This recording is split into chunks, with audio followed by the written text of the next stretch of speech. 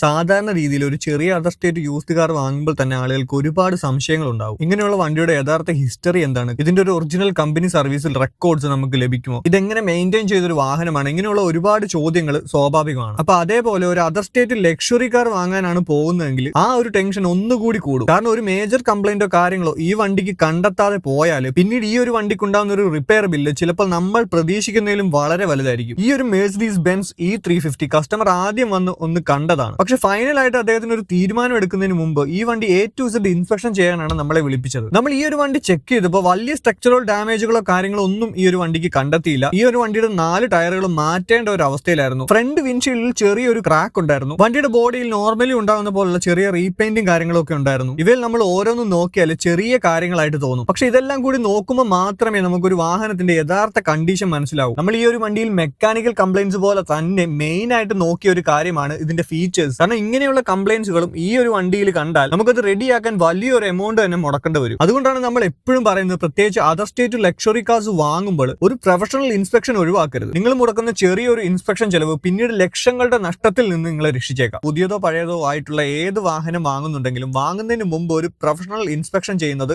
ഏറ്റവും ബെറ്റർ ആയിരിക്കും. ഇതുപോലെയുള്ള ഒരു പ്രൊഫഷണൽ ഇൻസ്പെക്ഷൻ ബുക്ക് ചെയ്യുന്നതിനായിട്ട് സുരേഷ് ഡ്രൈവ്സിന്റെ ഈ കാണുന്ന നമ്പറിൽ വിളിച്ച് നിങ്ങൾക്ക് ബുക്ക് ചെയ്യാവുന്നതാണ്. കൂടാതെ ഇതുപോലുള്ള കണ്ടന്റ്സിനായി സുരേഷ് ഡ്രൈവ്സിന്റെ ഈ ഒരു പേജ് ഇപ്പൊ തന്നെ ഫോളോ ചെയ്ത് വെക്കുക.